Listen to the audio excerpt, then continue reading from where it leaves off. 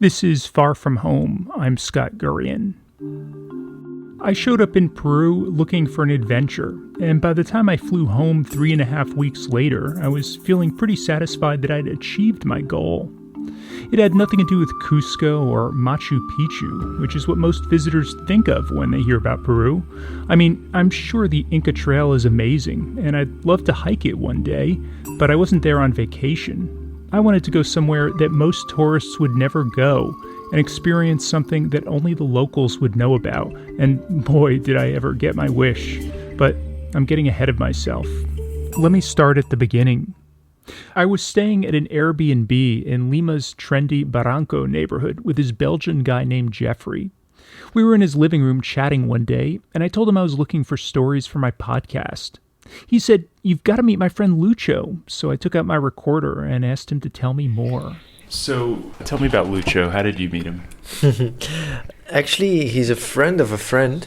And I heard about him in stories that he told me about ayahuasca sessions in his house and how my friend met his girlfriend through Lucho in one of his ceremonies. Ayahuasca, as Jeffrey explained to me, is this potion that you hear about a lot in Peru and other countries throughout the Amazon region. That's a traditional medicine which is used by medicine men and shamans to cure people. Ayahuasca is a mixture of two plants, basically, which induces a psychedelic effect and provokes visions, and it also has quite a heavy physical effect on your body. Tribes living near the rainforest have brewed this concoction since ancient times as part of their spiritual and religious ceremonies, and the practice continues to be carried out today by people like Lucho, who call themselves curanderos, which literally means healers.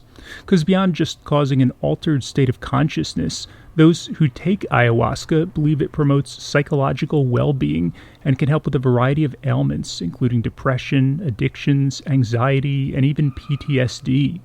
Now, to be clear, it's not without occasional risks, but some medical studies conducted by Western doctors seem to back up some of these beneficial claims. Anyway, back to Jeffrey's story. I was in a ceremony with him shortly after we met. It's really hard to put into words. Interesting is the best word I can use. I wouldn't say it would be classified as a recreational drug because it's absolutely not fun in that sense. What ayahuasca kind of does, it opens gates to different parts of our existence that we normally don't have access to. It's something like very introspective, and if you're not prepared to see things that are hard for you to see, then you should not do it at all.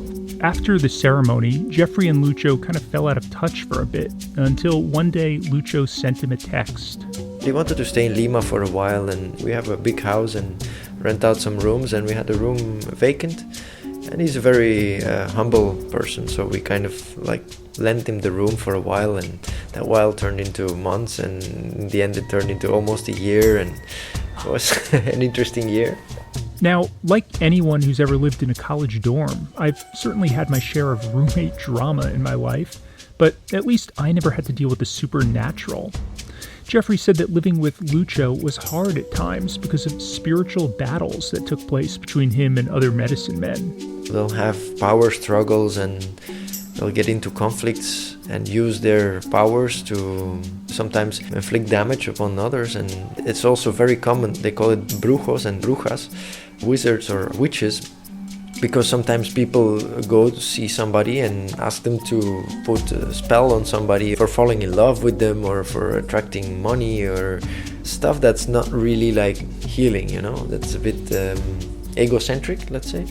And then if somebody puts a spell on you, then that person would go see another shaman and he can undo it if he's stronger, but then the spell will go back to the person who incurred it. You can see how this could escalate into really wars, yeah. It was basically like a fantasy role-playing game, except this was real life, and it sounded kind of scary. So to borrow a line from The Wizard of Oz, I had to ask, "Are you a good witch or a bad witch?" Does Lucho do that kind of thing, or he doesn't cast spells on other people? Not that I know of. Yeah. So that was reassuring. Jeffrey told me Lucho made a living traveling around the country healing people. And he doesn't only use ayahuasca, he uses all kinds of stuff, like little enchantments, like he calls it. It looks like stones, and sometimes they're fossils, and to him they have special powers, and he creates perfumes out of plants, and then will prepare certain perfume for a certain person, for a certain ailment. He kind of develops a relationship with the different plants to incorporate them in his use of medicine. Sometimes owners of hotels, restaurants, or dance clubs even hire him to perform cleansing ceremonies to scare away bad spirits and help attract more business. It's amazing how many people I know that know him or have run into him. What do most people in Peru think of people like Lucho? It's very different people that live in small villages and jungle where this kind of culture is common, or people from Lima. People from Lima are usually interested but kind of afraid of these kind of experiences, and people from smaller towns who've known this all their life, for them it's like going to the doctor. When he wasn't traveling, Lucho lived on the other side of the Andes, near the rainforest in the small city of Pucallpa.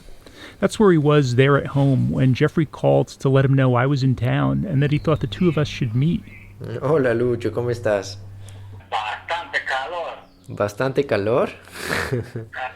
They chatted for a few minutes, catching up on old times, and then, after he hung up, Jeffrey told me what Lucho had said.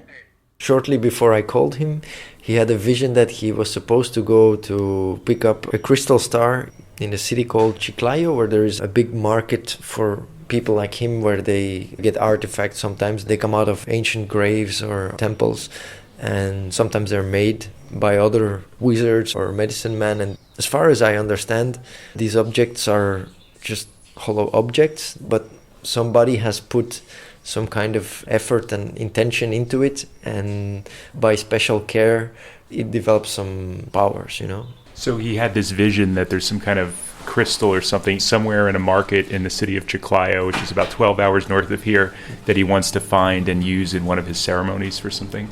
Yeah, exactly. That's what he said. And if I was willing to cover his bus fare, Lucho would gladly let me tag along. It sounded like an incredible opportunity, so I wired him some money. Then he booked a 19-hour journey over the mountains to come meet me at Jeffrey's house there in Lima. I'd been in Peru for about a week and a half by this point, and I think I'd eaten too much ceviche because I'd started having occasional stomach pains and had to run to the bathroom every few hours. I was also feeling a bit worn down. One night I slept 13 hours and felt like I could have slept even longer. I told all this to Lucho when he arrived a few days later and said I thought I needed to go to a pharmacy, but he said not to worry because he could help. He took a glass of water and chanted over it, explaining that he was invoking the mystical spirits. Then he told me to drink it.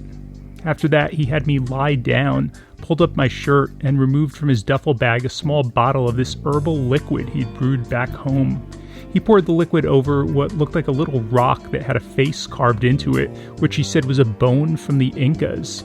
Then he rubbed the rock around my stomach and rubbed some of the liquid on my face. When he finished, he told me to stand up, and he poured more liquid into my cupped hands. He had me bring it up to my face and breathe it in. It had an astringent quality that caused me to cough. He asked me if I felt better. I'm not sure, I said. I need to wait and see. Then, for good measure, he stirred some baking soda into a glass of water and told me to drink it. I thought he was done with his healing for the day, but then he produced another plastic bottle containing a different dark brown liquid. This time he poured some out for both Jeffrey and me. It gives you a bit in a bowl like this, you put water there. You put water in there. And then after you take your shower, you pour it over you. Okay. I smelled it. It's kind of floral. Mm-hmm. Yeah. Yeah? Para ti. Gracias. Haz un poco más de agua. Put a little more water. A little more water. Okay. And this is to reduce stress, you said? Mm-hmm. Okay. Thank you. I took my shower and then did as Lucho said, dumping the bowl of perfumey liquid over my head before drying off. It had a pleasant scent, but it was cold and it burnt my eyes a little. Now freshened up, I headed back down to the living room to hear more about Lucho and his work. Jeffrey had described him as a powerful human being, but very down to earth. He was small in stature, but had an enormous personality. He also laughed and smiled a lot and had tons of stories. Lucho told me he first became interested in healing people when he was just 12 years old. Like any kid, he was very curious and eager to get in trouble. So his first experience was kind of a joke going on between, he had done something like he put some ants in somebody's bed, and these people chose to get back at him and told him that if he would come to a ceremony, he would see all kinds of girls. In fact, Lucho did see lots of girls that first time he took ayahuasca, but when the hallucinations wore off, he realized that that person he thought he was kissing was actually a wooden post, and he had splinters all over his lips that took weeks to heal. Still, the experience made him interested to learn more.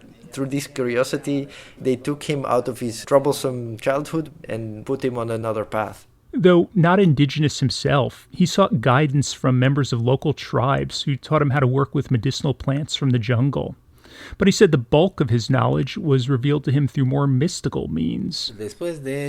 He started having visions and dreams in which they taught him about different plants. And then after having these visions, he would consume that plant for like a month or something.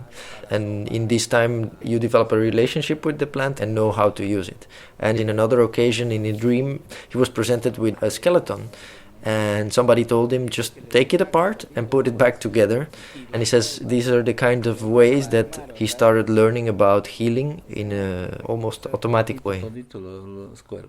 Lucho started off pretty basic, healing kids who'd sprained their ankles while playing sports or climbing trees. But over time, he worked his way up to more challenging cases. He prepares potions to cure cancer, to cure diabetes and asthma, some diseases that are said cannot be cured. But in the jungle, there is no way that the disease cannot be cured. Medicinal. He told me about these two Norwegian tourists that were passing through his town. One had a virus in his brain, another one in his blood, and he cured them with different kind of medicine. They had a suitcase full of pills and medicine, and he says, "What do I do now with this?" And he says, keep it as a relic." But the guy just threw it in the garbage. And then there was the time his own father had a tumor in his stomach. When they took him to the hospital and they opened up his stomach, they saw it was very big and they said it wasn't even possible to operate on it. So he asked the doctors, he said, "I don't want any credit for this, just allow me to treat my father while he's in your hospital." So he said during 20 days he went to bring him medicine, and after 20 days he just walked out of the clinic, and after 6 months they took a radiography and the tumor had reduced like half or to a smaller size, and after 1 year it was almost completely gone. And he says his father finally died of an accident with a mototaxi at the age of 93, whereas this happened at the age of 70. So where do you get all of the plants that you use? Do you go out in the jungle and find them? Nosotros toditos sacamos de la selva. He says, yeah, they get everything from the jungle, but he doesn't actually go into the jungle himself. He knows these plants because he's been working with them since childhood, so he's able to find them where other people go and harvest these plants. Y ahorita solamente una botellita me sobra aquí. Y ese traído para mi consumo. Si desean, les hago probar. He's offering if you want to try one specific medicine that he only has one bottle left and is for his own use. Por ejemplo, para su estómago que está sufriendo de eso, tomamos un poquito y ese le tranquiliza. He says it can also help you with your stomach ailment. Si desea, es un traguito, voy a traer si desea. Dale. So he's going to give us a little shot of this drink. Okay. Are you ready? A little nervous. Because what he did before I felt was pretty benign. It was just like rubbing stuff on me, and he like prayed over the water and just had me drink it. I didn't actually consume something, but I'm curious to know what plant it's from. ¿De qué planta es esto? Este tiene como 10 plantas. Tiene canela, clavo huasca, zarza, tiene chuchuasi y coja, tiene uña de gato, huasaí, uvos. I heard canela, cinnamon. I heard uvos, grapes. Renaquilla.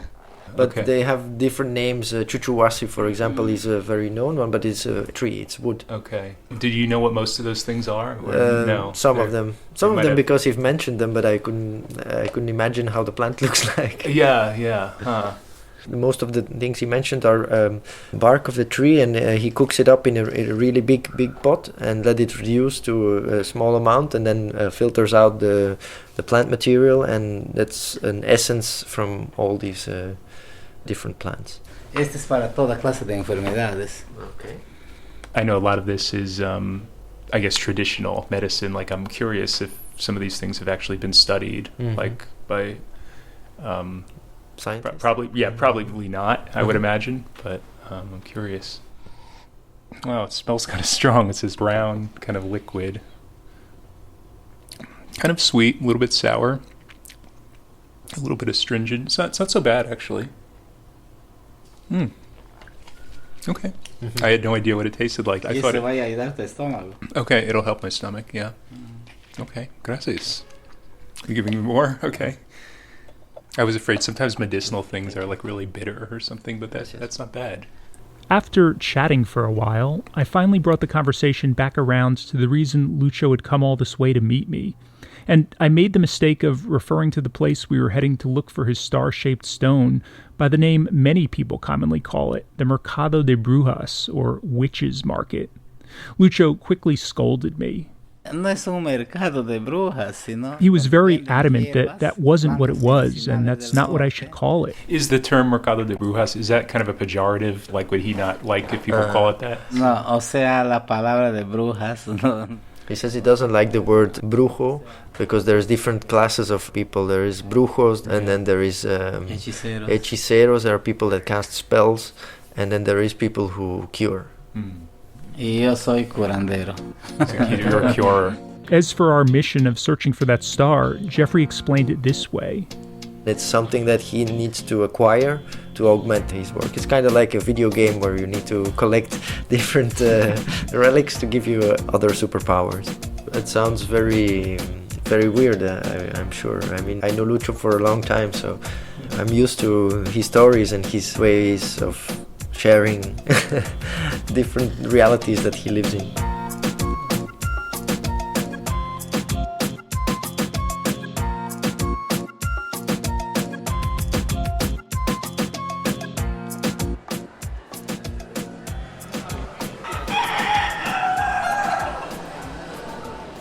Okay, so it's early morning now, and we've just taken the overnight bus 12 hours from Lima, and we've arrived at the bus station in Chiclayo, and it sounds like someone here actually has a crate of roosters that they're waiting to take on a bus, and they're making quite a ruckus. We exited the bus station and took a taxi to the main city square. A la plaza. ¿A la misma plaza? Sí. There, we met up with Andres, our interpreter, to guide us the rest of the way to Mercado Modelo, the city's well-known central market. Okay, this is the oldest market in Chiclayo, I guess. I always go there when I want to buy some things. It's very popular, actually. The market sold everything from clothing to fresh produce, but of course we were mainly interested in the traditional medicine section, which was famous for its oddities used in traditional healing rituals. We didn't even have to get to the edge of the market, however, for the weirdness to begin. We were walking down the block when we passed a woman on the sidewalk hawking something from a giant plastic box, and I did a double take. What is this that we just passed? What are they selling here? It's like dried fish. Para borrar las cicatrices. What is it? You put this oil, kind of oil on your skin so you can just eliminate some kind of scars. Is it oil from fish, or what is ¿De this? qué tipo de aceite? Iguana.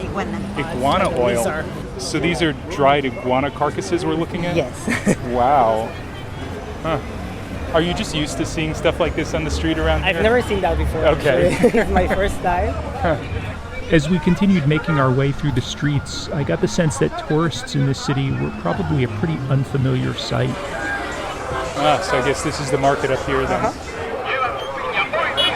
it's so noisy here. It's a frenetic atmosphere, traffic everywhere, blaring horns with announcements trying to sell things.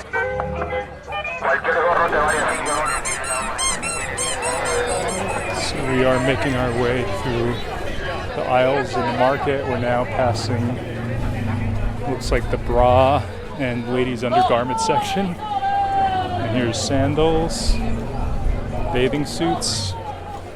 Okay, now we're in the knockoff Gucci section. Finally, we found the area we were looking for. Okay, so we're at the part of the market now. It says Traditional medicine. traditional medicine, it says above. Okay. And there's all sorts of booths with plants hanging up to dry. And there's animal pelts hanging up here. Looks like skunks, and I don't even know what kind of animal that is. What is that? It's a fox. It's a fox carcass hanging up. You see that they don't have tails? Yeah, So these are used for good luck. they use the tails for good luck. Okay. There's dried lizards, dried puffed up bullfrogs, it looks like. Frogs are used by the witches and the curers to keep the evil away. Okay.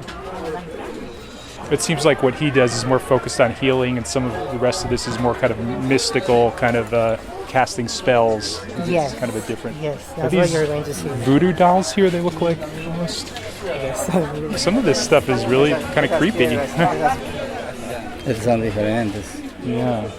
Lucho pointed out dried herbs like rosemary, which he said was used to relieve stress and cure headaches, chamomile to calm your upset stomach, lemon balm to help with insomnia, and something else that was supposed to reduce cataracts.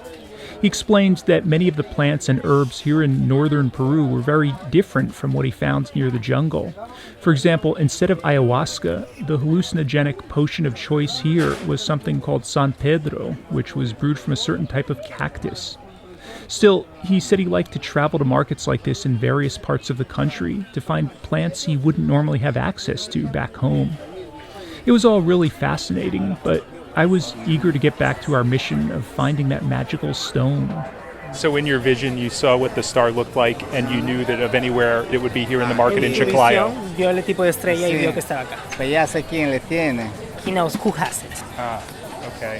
What does it look like? What color is it? ¿Qué Is color it es? ¿Cómo se ve la estrella? Es blanco, cristalino. It's a white quartz. White Okay. quartz, yes. Es, Okay. es Like un a cuarzo crystal. cristal. okay.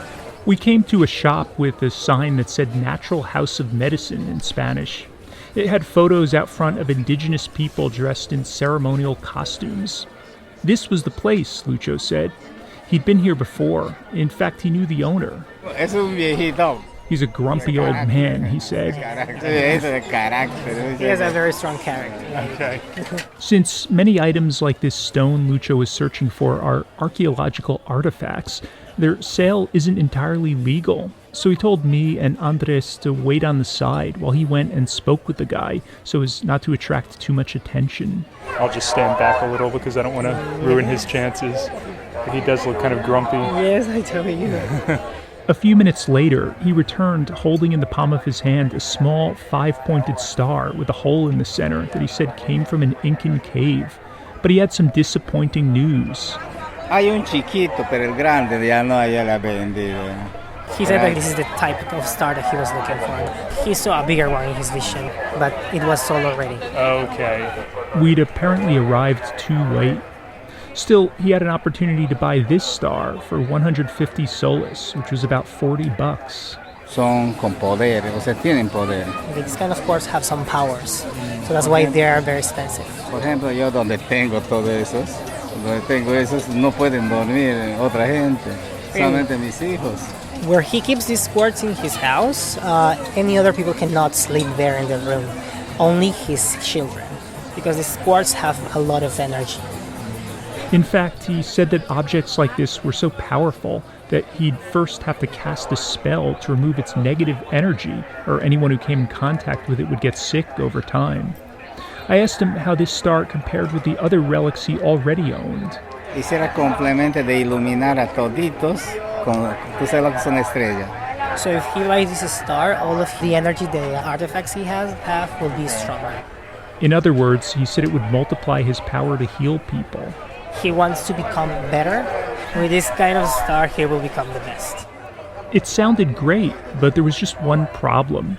Lucho hadn't worked for the past 3 months because he sprained his ankle, so he was short on cash. O sea, no tengo plata ahorita, tú lo tienes para comprarlo. He doesn't have money. Like, he asking if you have some.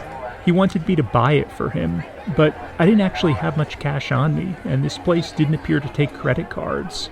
I feel bad, but I know it's very expensive. it is very expensive. But I guess it's an artifact, so even aside from whatever mystical powers it has, from an archaeological perspective, I imagine it would be expensive. Of course, there was also the issue of journalistic ethics, so even if I had the money, the thought of buying something like this for someone I was doing a story about made me pretty uncomfortable, as much as I did want to help. I apologized to Lucho. I'm sorry. Don't worry about it, he said, explaining that it wasn't the end of the world. He told me the story of how he was making a potion once, and he didn't have one of the important ingredients, so he simply imagined that plant in his mind, and that was enough to get all the energy he needed. Now that he had seen this star, he could do that with it as well. Okay, that's a compromise. And I'm sorry you weren't able to find the specific star you were originally looking for. I hope that one day you're able to find a star like that. Espero que algún día la pueda encontrar. Sí, lo voy a encontrar. Yo sé que sí. He knows that he will. Ever since I began working on this story, there was something that had been bugging me, and that was the question of whether it was wrong for people like Lucho to use ancient artifacts that might really belong in a museum. I asked him about this, and he said that there are already plenty of objects like this on public display. Besides, he's using them for good to heal people, and feels like the work he does carries on Peru's ancestral legacy. A few weeks after we went to the market, Lucho texted me again. He was still in Lima, and he'd just been invited to lead an ayahuasca ceremony about an hour north of the city. He asked me if I wanted to come to observe. That's next time on Far From Home. If you're not already doing so, be sure to follow the show on Instagram or Facebook, or follow me, Scott Gurian, on Twitter for bonus content and updates between episodes. This week I'm posting photos from the market in Chiclayo so you could see what it looked like, along with that star Lucho wanted to purchase. You could also sign up for my email newsletter on my website, farfromhomepodcast.org. Special thanks to Andres Torres for translation help, to Jessica Williams for editorial assistance, and to the Public Radio Exchange for podcast hosting and technical support. I want to give a big shout out this time to Whitney Henry Lester, who hosted me during much of my stay in Peru as part of the Noise Attic Radio residency. My Season 2 logo comes from Polemic, which designs award-winning experiences all over the world at the intersection of culture, commerce, and community. Find out how they could help your business at polemicdesign.com. Until next time, thanks for listening.